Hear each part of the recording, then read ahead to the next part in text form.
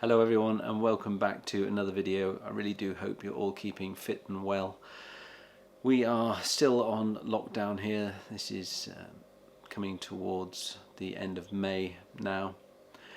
I'm getting pretty frustrated with it, to tell you the truth. I'm desperate to get out there and do some overnights. Been doing some nice long walks though, and some preparation. I really enjoy getting prepared and sort of making bits of kit ready to use, and certainly had enough time on my hands to make a lot, because I've got no job at the moment to be going to. So yeah, I've spent a fair bit of time making things, which I'll show you a few of now. First thing is, my brother gave me this fantastic Brook small forest axe. It really is a little beauty.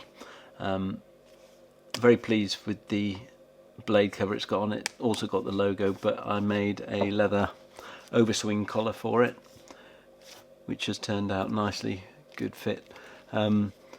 Because the overswing collar has got some bulk to it at the back, this would no longer go round this strapping now, so I had to put in a little sort of splint piece here, which I glued into place, which not quite the right shade over leather, but at least it means that I was able to use the original blade cover for it. So there we go, that's all nice and tightly attached there, and I'll be using this pretty soon. I also made a couple of 6-foot whoopee slings. I've got the loop here, a nice berry, and then got it in a bit of a tangle there. There's my adjustable loop here, and so I've always wondered what this bead was for, and it's to stop if I was to make a mistake and start pulling my loop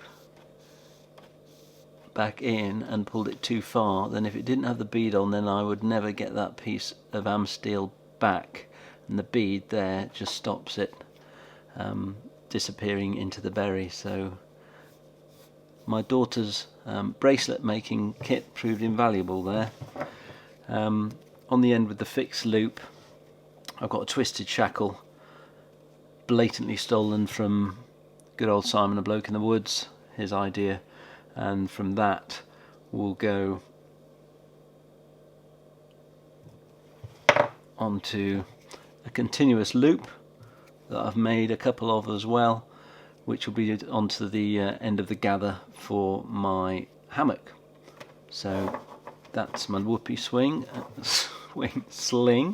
and continuous loop. Made 2 of those. On a recent walk of mine, I went and found some really lovely woods that I actually hadn't properly been into, quite close by, about an hour's walk away. And for the first time ever, I set up my tarp, which is my DD tarp, a 3x3 meter one. It was great because it wasn't a filming day, so I just used the time to work out what I need to do to the tarp and so on, so that next time I came out I wouldn't take so long setting up. When I was on my outing, I thought this is an opportunity to finally find some fatwood, something that's always intrigued me and didn't quite know. I looked at loads of YouTube channels about where to find it and so on, didn't quite know. So I started sawing dead limbs off some deadfall pines, and I thought I'd hit the jackpot. It's faded in colour a little bit now, but this central bit here was a lovely deep red colour. Once I battened one of these down and I tried to light it, I might as well have been trying to light water. It just didn't take a spark. However, after a little bit of education, I picked a different type of tree in a different forest, and jackpot. So the main bit about this video is I've got my alarm set for 5:45 tomorrow morning. Forecast isn't brilliant, but there's quite a good canopy cover in the woods that I've got in mind, and I'm going to go out there, set up my tarp with a few modifications that I'm hopefully going to make now, and cook some breakfast. I've got the DD 3x3 tarp. Had it out once and I'm really pleased with the quality of it. I'm also really pleased with DD hammocks in general. So here are the 3 straps for the ridgeline plus 2 end straps. And what I want to do is just simply put very small lightweight carabiners on these ties, because I think they're going to get quite a lot of friction from the ridgeline. They weigh, I would say, about a gram each. These things are fantastic. So this is the center tie point right in the middle of the tarp, and I'm going to permanently keep my ridgeline attached to this in a hank, so that if I get it out and I'm going to be using it to sleep under with a hammock, then I can turn it into a diamond shape, or I can just have the traditional sort of tent shaped shelter. So I think these carabiners will work well for that. I've got a 25 metre hank of 550 paracord here, and I'm going to make this my permanent ridge line. So I'm going to thread it through that central carabiner, this one here, so it's permanently there. But then I'm going to make towards the ends a couple of loops attached with prusik knots, so that I can then tension my tarp once it's on the ridge line.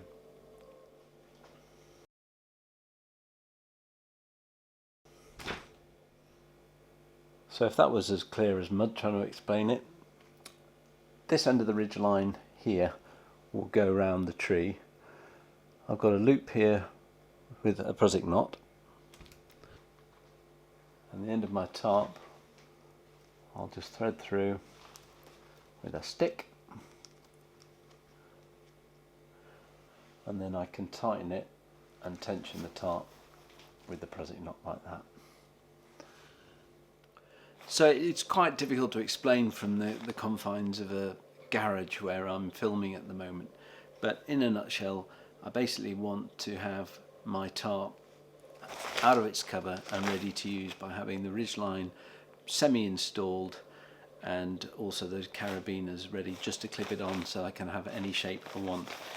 The only further thing I'm going to do now in preparation for tomorrow is on each of these tie down points that you can see, and there's about 12, I'm going to put there you go, I'm going to put a little bungee loop on each one. I prefer a little bit of stretch just in case of bad weather, and the forecast isn't great tomorrow, so it might be a little bit windy. Hopefully it's very dense wood, hopefully it won't be too windy, but anyway, so tomorrow I'll start filming again. I'm really excited about it.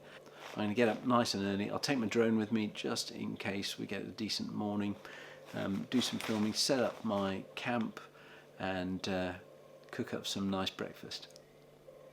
See you in the morning.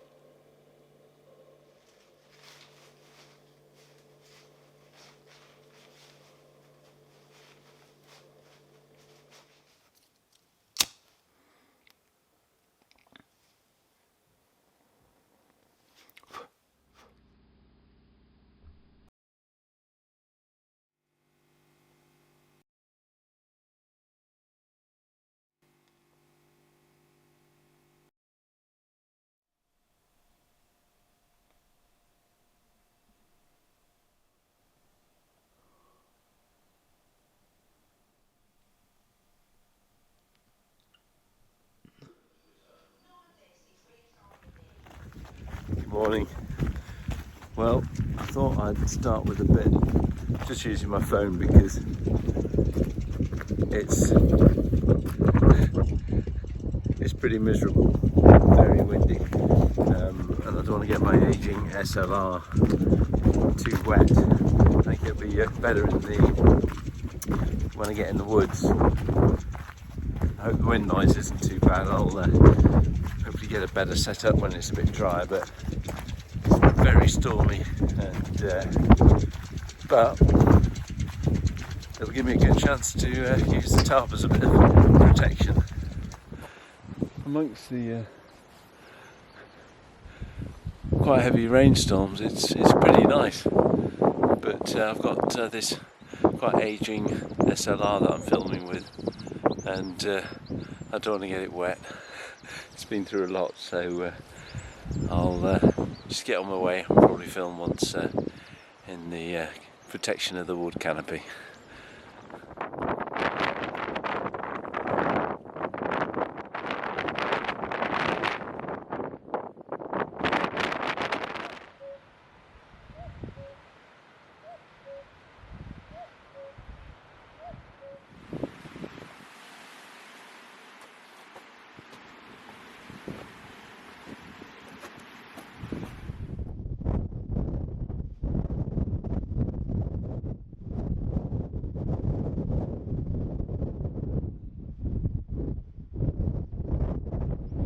Just at the summit of my walk, and just down there in the gully, in that corner, right in the centre of the picture, is the entrance to the woods, where I'll be setting up camp.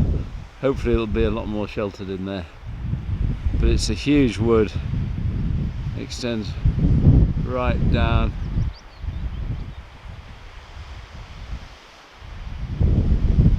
And across the valley. I'll make my way down there now and set up camp. I keep saying I'm not going to film, but we keep getting these lovely breaks in the weather. It's still windy, where it seems a shame not to get the camera out, and I hope you heard the cuckoo earlier on, because that was fantastic. I must get a telephoto lens, that'd be lovely.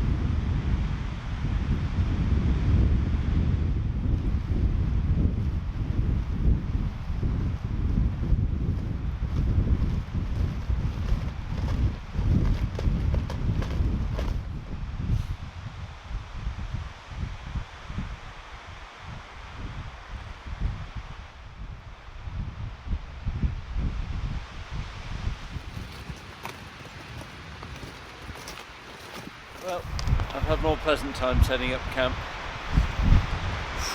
It's really windy in here. I thought we'd be sheltered, but it's really channeling the wind up between the trees, and God, at least I've got a bit of shelter. Anyway, time to get cooking.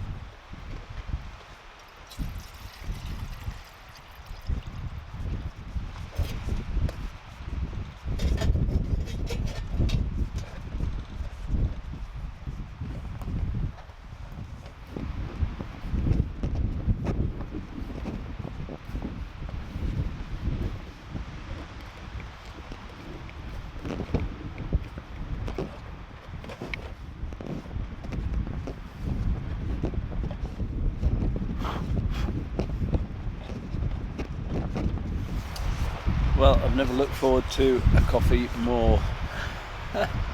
I'm really cold. The water's almost boiling. So once I've got the coffee on the go, I'll show you what ingredients I've got for my little cook-up this morning.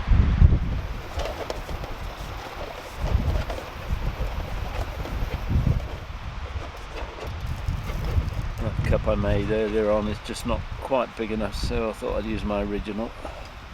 I don't think I've ever been quite so grateful for a cup of coffee. Freezing cold. Oh.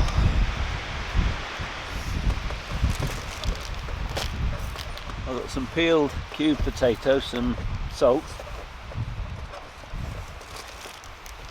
some bacon, some butter in there, milk, some self-raising flour with a bit of salt added, and some golden syrup. We used to spend just about every family holiday in Scotland on a mixture of staying in a fixed caravan over in Dumfries and Galloway, or further up north in Aberdeenshire. And one of the treats we always had for breakfast were these potato scones, or tatty scones as they're called. So what I'm going to do is make up some of those with the ingredients I've just listed, and fry them up with a bit of bacon, maple syrup, and hopefully that will warm me up. So that's just starting to boil now, so in with some of the potatoes. We'll do a few at a time so I don't lower the temperature suddenly and lose the boil.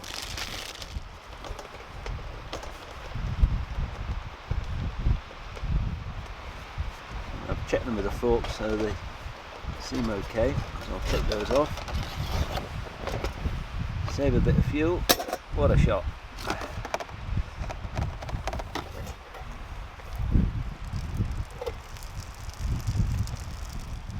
So into the pot goes some butter and a bit of milk.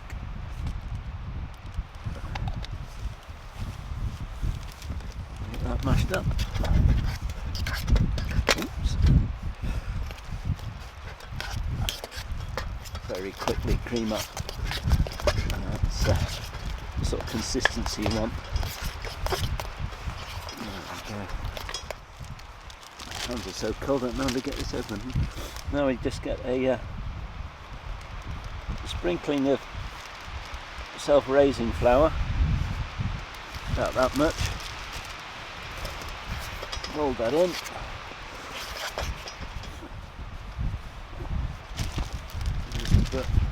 If I can put a dusting of flour onto here with this wind, I don't know. Quickly get this out onto here.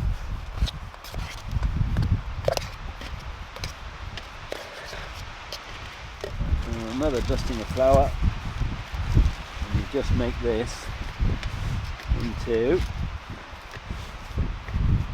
we've got loads here. Yeah, there we are.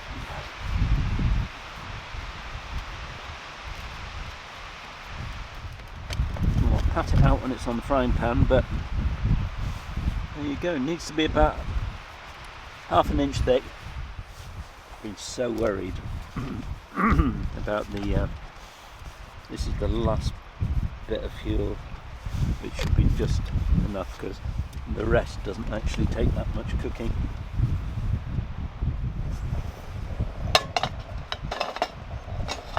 And there's my frying pan, and a little bit more butter.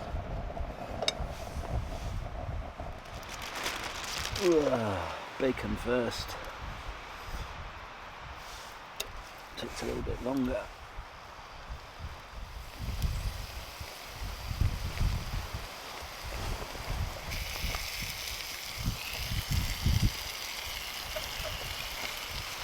flatten it down in here.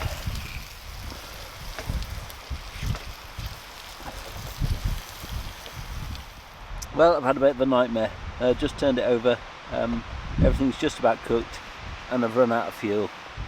However, it only needed about another 2 minutes, so I'm starving. There goes a bit of maple syrup, but I'm looking forward to this. So, tatty scones, bacon, maple syrup.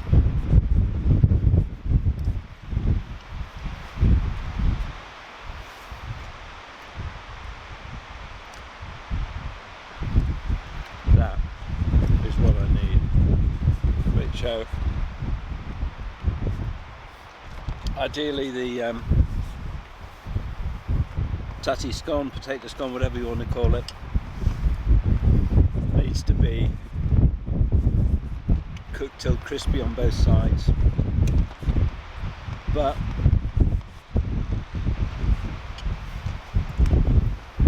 I'm cold, I'm hungry, and this tastes absolutely delicious.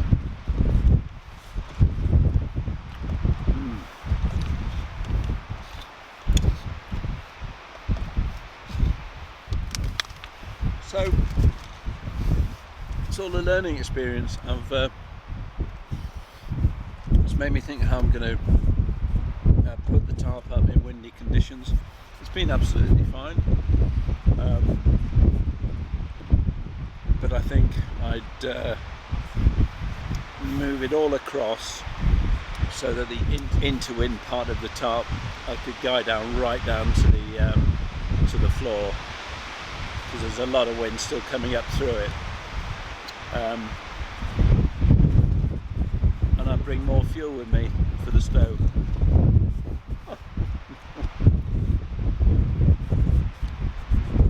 I tell you though, it's absolutely delicious.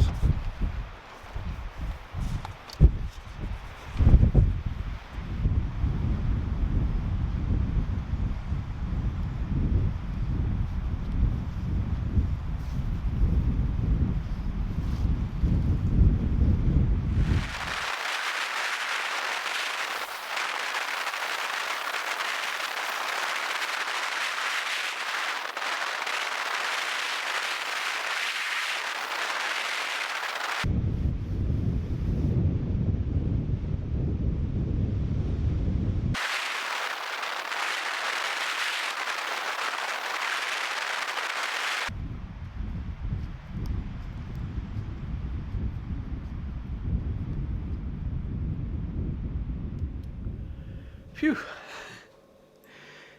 Well, great fun, but possibly not my finest hour as far as a how-to video, but I never professed to be an expert.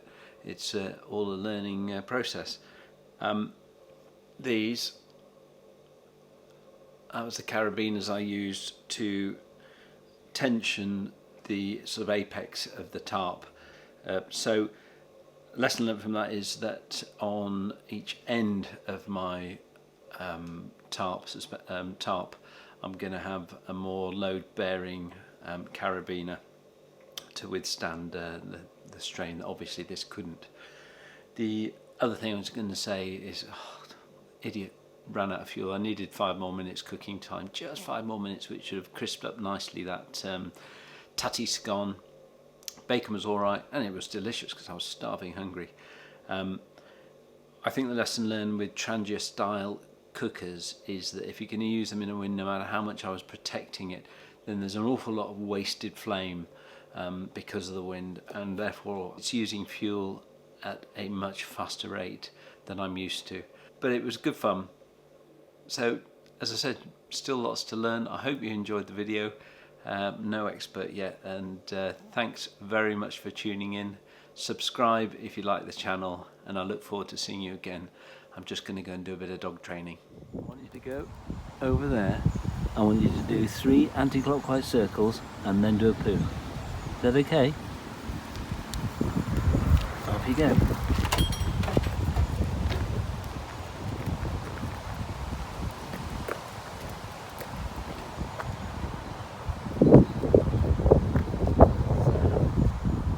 Ta-da!